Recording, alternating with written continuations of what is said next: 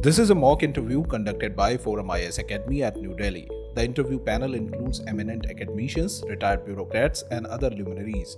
The objective of the program is to acquaint the candidate with the format and expectations of the personality test conducted by UPSC.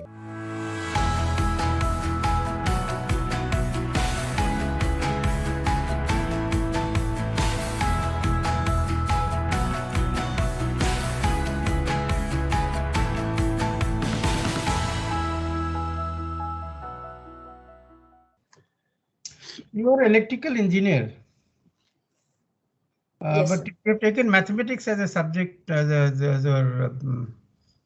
optional. Electrical engineer Yes. is not there in the civil services scheme, or is it there?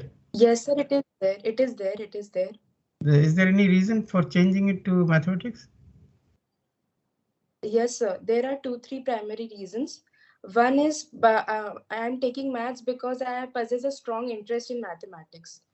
And secondly, electrical engineering having a vast subject, I didn't. I think I don't perform to my best skills in electrical engineering, and it would be better if I opt for mathematics because I possess the acumen as well as the interest in mathematics. Okay. As such, the mathematics is very useful. Like electrical engineering, mathematics is very useful in life. What is the usefulness in administration?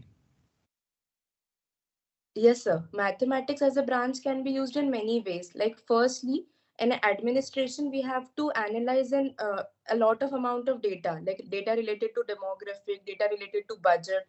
So mathematic modeling helps in that. Secondly, mathematics brings the scientific temper and logical thinking of a person to the plate. So while taking decisions, we have this rational mindset behind those decisions. And thirdly, mathematics can be related to any branch. Like in economics, we have mathematics related to budget, we have mathematical modeling and data science. All these branches require mathematics behind it. So it is basically the statistical skills are more used, not so much of calculus skill or arithmetic skill. Are they also useful in Yes, so administration? they are also used. Even I can narrate one example which I read that it is used in the fulfillment of SDG goals like SDG 2 and SDG 14, that is responsible production and responsible consumption. We have modeling related to calculus and linear mathematics basically. That linear programming, we use optimization methods to find the least cost of transportation required, what would be the optimal cost of doing any process that would bring more efficiency and least cost.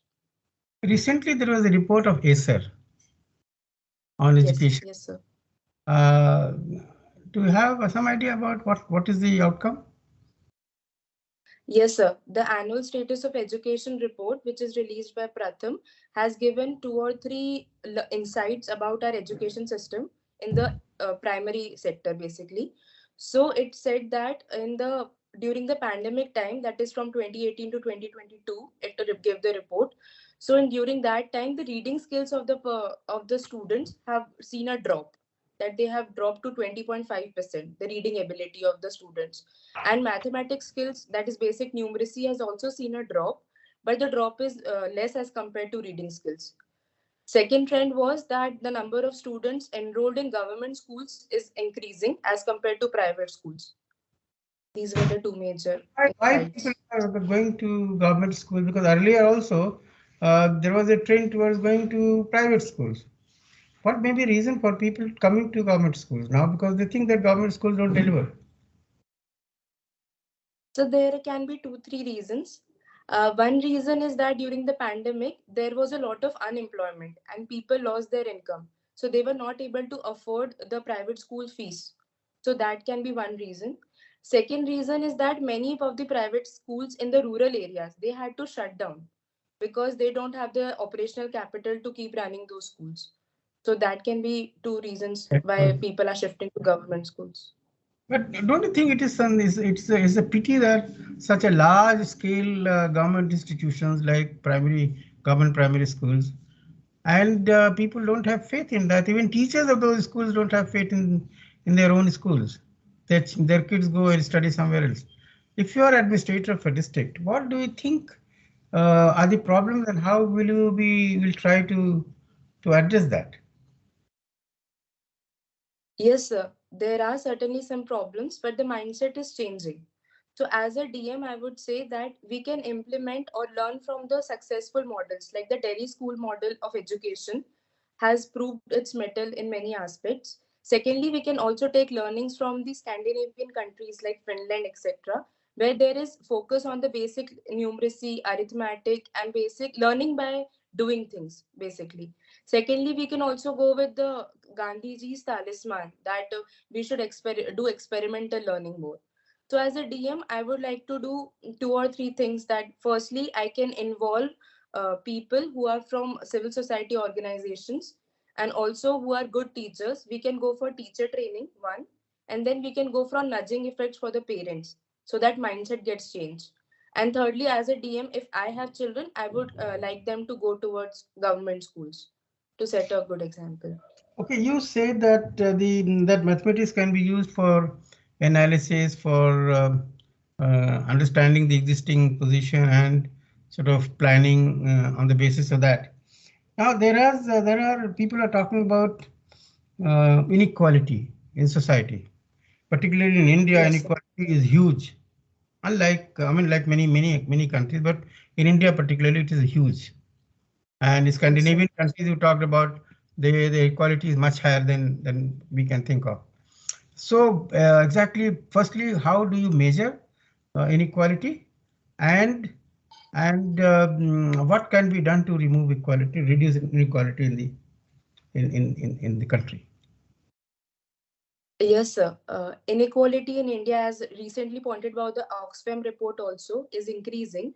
So, inequality is measured using a ratio where we measure the proportion of the income held by the wealth groups of the country. That is, we divide the country into the wealth groups, and the percentage of income held by them is measured. So, if it is zero point 0.5, the ratio is zero point 0.5, then it is absolutely equal line. But if it is less than zero point 0.5, then we are an unequal country. We are less unequal, and if it is more than zero point 0.5, we are more unequal. And to answer the second question, that how can we remove inequality, we have to go with a multi-pronged approach. Firstly, we have to focus on removing the social inequalities which is persistent in India, that is the caste based inequalities, that should be removed. Secondly, we should focus on the equity effect, that we should focus on the equitable distribution of resources. That can be done through various government schemes which we are doing, like PM Kisan. And secondly, we have Saubhagya Yojana for basic infrastructure facilities, PDS Yojana. Thirdly, can be the capacity building of the citizens, which can be done through women education, focusing on health, social indicators. We can improve these indicators to remove the economic, social, and political inequalities. So you come from Ujjain. Yes, sir.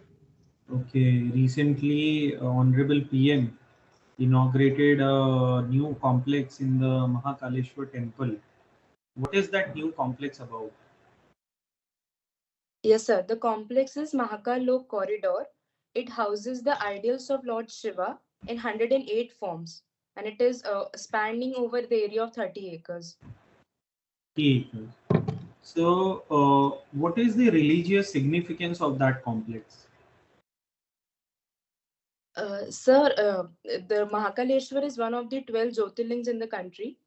So the prominence of Lord Shiva in our mythological stories is being depicted through this Mahakal Lok corridor. And there is one unique thing about that is that Mahakal is called the Lord of Destruction and Swayambhu Mahakal, that he appeared himself from the earth. That is one unique thing. So it has a lot of religious significance for the people. Okay, okay, that's good. So, Rochika, you have a hobby of reading self-help books. Yes, sir. Okay.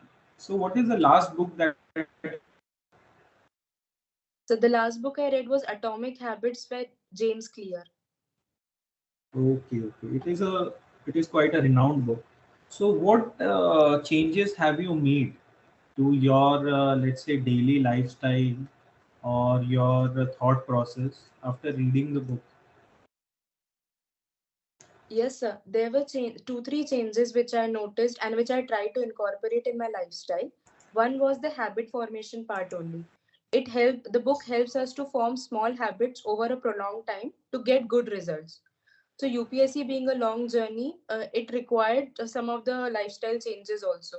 So the book helped me in making those small changes, and the cumulative result helped. And secondly was the part of self-awareness it created in me, that the skills which I'm good at, I should be more practicing that, and the skills which I'm weak, I should learn from them.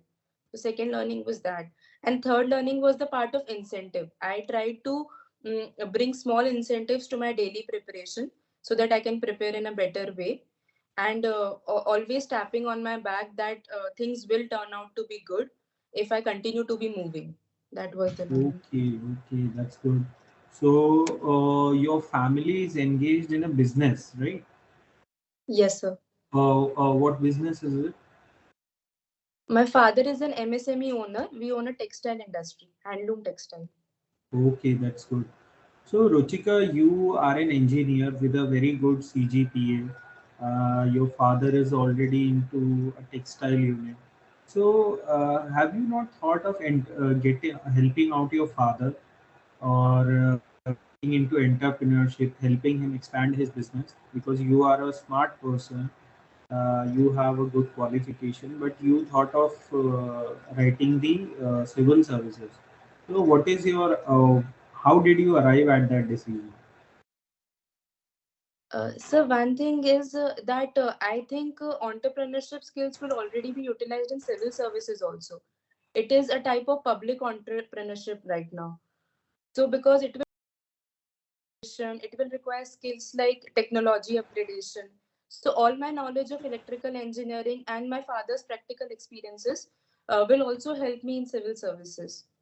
Okay. So, since you mentioned about innovation and use of technology by civil servants, okay. So, in your home district in Ujjain or in MP, have you observed any innovative administrative, way or method of implementing policies that you really like? Yes, think of right now is the e-Upasarjan portal for the Okay. procurement of the food grains, which MP government has done, and it has shown remarkable results regarding our wheat procurement and other crop procurement. Because it is an online portal where the traders, farmers, and the government all are present at one platform. So it provides a seamless way of transacting our fertilizer subsidy also, and the goods from the farmers to the government. Okay, okay, that's good. MP, the government of MP also has a scheme for price deficiency payment to farmers. Yes, sir. Yes, sir. Tell me something about that scheme. Is it working well? Yes, sir. The scheme is Bhuvantar Bhugtan Yojana, and that focuses on subsidizing the farmers on the difference between the market price and the average modal price of the mandis and the three closer mandis. So the farmers get the right price for their products, and it is also promoting products like millets and pulses. It is mainly for that. So it is promoting crop diversification in one way. And Oh, thirdly, the scheme is successful to some extent, but there are some shortcomings from like regarding for farmers' protest. There are shortcomings. okay, okay, that's good. Okay, so you are an electrical engineer. Uh, can you tell me, have you heard about the government's initiative regarding market-based economic dispatch? The scheme called One Nation, One Grid, One Frequency, One Price. Yes, sir. I have read something about the One Nation, One Grid aspect. One is India already has a national grid where the five regional grids are being interconnected.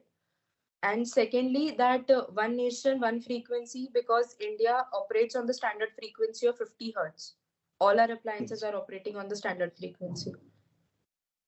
So the So, market-based economic dispatch, have you heard of this scheme that the government is trying to launch now? The no, term sir, that I'm not aware. okay, okay, okay, all right. Uh, I think in 2021, government had also at COP 26, if I remember correctly, the government had said about one world, one sun, one grid. Yes. Have you heard that? What is Yes, sir. that initiative? Yes. That One Sun, One World, One Grid is the initiative of International Solar Alliance in the COP26. That initiative focuses on harnessing the solar energy of the sun across the continent, that is between the Tropic of Cancer to Tropic of Capricorn, by interconnecting the grids of the various continents. So we are working Okay, on that. so it is related to grid, connecting the grids. So do you Yes, see, sir. as an engineer, do you see any engineering challenges in this? Yes, sir. There are 2, 3 technical challenges which I know. One is that the problem of connecting the grids and the undersea cables with the land grid system. There are Okay. issues in that because the deep sea cables, there are problem of frequency. And secondly, the problem of different time zones, which will lead to different frequency operations. So connecting the apparatus which are But operating on different frequency. isn't frequency standard, or does it change with the time of the day? Sir, in countries like USA, we follow the frequency of 25 hertz standard, and in European countries also 25 hertz.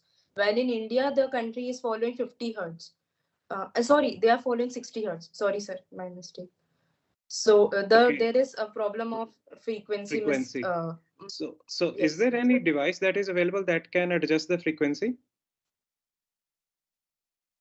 What I remember is the frequency modulation, frequency For example, synchronizer. there are transformers. If I ask you, for example, transformers are there. Can transformers change frequency? No, sir. Or transformers operate on the constant frequency. They only They change the operate on the. voltage. So is there any physical device that can adjust the frequency? Say in India it is 60 hertz. In India it's 50 or 60? 50. It is 50 hertz. 50. In the US it is 60. So how will you change from 50 to 60? Or 60 to 50? I am not very much aware of the exact technology right now, but there can be frequency transformers. There they can operate on that, which can step up Frequency or step down the transformers. frequency. Step up or step down, it's voltage, or is it frequency also? Do we use that term in terms of frequency also? Step up or step down? Generally, it is used for voltage only, right? Voltage. Yes, sir. I am not very much aware about the frequency term. Sorry. Okay. So can you tell me what is the law in India that regulates money laundering? Yes, sir. The Prevention of Money Laundering Act 2002. 2002. Recently, there was a judgment by the Supreme Court on some of the aspects were challenged in the court. Supreme Court has given its judgment. So can you tell me any salient feature of the judgment? What did Supreme Court say?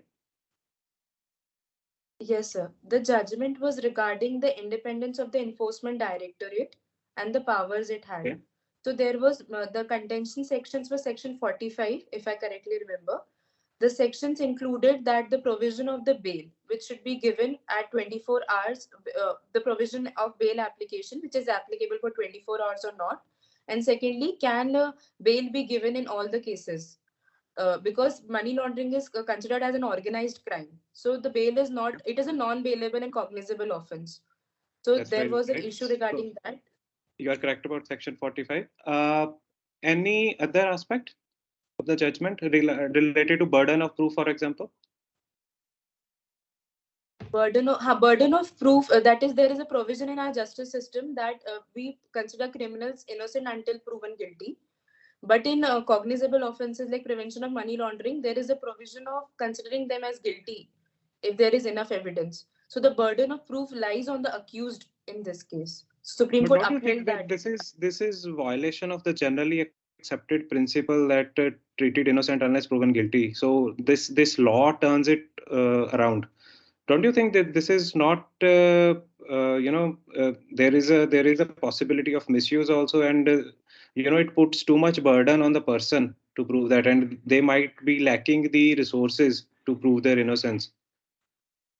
For example, generally, if the burden on the proof is on the state to prove that a person is guilty, state has lots of resources at their disposal. Individual person might not have that kind of resources. So don't you think that this is a violation of the generally accepted principle of burden of proof? So yes, the consonance it is not in consonance with the generally accepted principle, but the crimes of the nature like money laundering are already involving a lot of money and resources at the disposal. And the government, authorities like ED cannot directly go and complain any person. There is a lot of evidence and a proof involved behind that. So we can say that we have faith in our institutions that they will report only when there is some evidence behind it, and we can go with their judgment. Okay. Ruchika, suppose I ask you to make an advertisement advertising the tourist potential of Madhya Pradesh. What will be the three things that you will put in that advertisement? Three things according to you. So one thing would be regarding the rich tribal culture which MP possesses. Secondly, would be regarding our agriculture. We are focusing on millets right now, which is also the theme of International Year of Millets 2023. Okay. And thirdly will be our natural heritage. We have a rich endowment of national parks and wildlife sanctuaries in MP. Can you name some important national parks in Madhya Pradesh? Yes, sir. There are 10 national parks. Few I remember are Bandhavgarh National Park, Panna National Park, Kanha National Park, Satpura National Park, Van Vihar National Park. Okay. Ruchika, what is intergenerational poverty? Yes, sir. Intergenerational poverty is having a lower income across the generations, like being below the poverty lines across the generation. From father's generation to the son's generation, there is intergenerational poverty, and there can be many factors for that. Okay. What are the factors? How does it manifest itself? One is intergenerational poverty manifest in the form of low income opportunities or low amount of choices available. If the father is engaged in a employment like disguised unemployment in agriculture and is not having enough money, then he can't teach his children. And if they don't have enough education, then they also will end up doing the same profession. So one is How that. is it linked Second is to? health. Okay. Okay. Go ahead. Go ahead. Go ahead. Yes, sir. Second is linked to social indicators like education and health. That if one generation has less amount of education and health achievement, then the other generation will also see the repercussions in some way. Okay. What are eco-sensitive zones? Yes, sir. Eco-sensitive zones are the buffer zones between the National Park Wildlife Sanctuary and the human habitation area. So they are Okay. acting as a buffer between them. Okay. Do you think the protected areas in our country are in conflict with the rights of forest dwellers and tribal communities? No, sir, there is no violation of the rights because many of the activities of the local dwellers are allowed in the region of the human accepted zone of the protected areas. Not in the core zone, but in the buffer zone, they are allowed. Okay. So if there is a Forest Rights Act. Are you aware about it? Forest Rights Act. Yes, sir. Yes, sir. Does Gram Sabha has any role in it? Yes, sir. Gram Sabha has a lot of role in it and approving the projects which are undertaken in these areas. There is approval of Gram Sabha is needed in such acts. Okay. Okay. How are the scheduled tribal communities added to the ST list in the country? What is the procedure? Are you aware about the procedure? Yes, sir. So the National Commission of Scheduled Tribes advises the president regarding the inclusion of the STs, and then president in its official capacity includes them in the official And, list. and how do we identify the communities? What are the attributes? Yes, sir. Earlier, the local committee has given the criteria regarding the identification of scheduled tribes, and the criteria include that the primitive practice of agriculture, economic and educational backwardness, geographical isolation, and primitive technology before industrial revolution. Do you think we need to ever relook at these criteria? Because geographical isolation, I think, would not be very much prudent to say, because today we have roads and other infrastructure. So geographical isolation might not be so prudent way to say that. So do you think there's a need to relook at the attributes and criteria? Yes, sir. Local committee has given the criteria in 1960. So, of course, it has been 60 plus years of that criteria. So, we need to look at the criteria again and include other social parameters like the marriage practices. And we should look at the tribals as a rich cultural heritage rather than as an isolated community, I think. So, the criteria Okay. must be in line with that. Okay. Okay, Ruchika, what do you understand from theatreization of armed forces? Yes, sir. Theatreization of armed forces involves making a group which combines both land, navy, army, and the air force in an integrated manner to have a faster mobilization of troops at the time of war or any emergency. What challenges can we face in this theaterization? So one is the challenge of coordination among all the three forces because there need to be, and second can be an infrastructure challenge like the aircraft carriers of the navy and the air force and the army need to be at one pace, so that can be an issue. Thirdly, the issue can be of uh, leadership, who will take the leadership because all are at the same level, so that can be issue of that.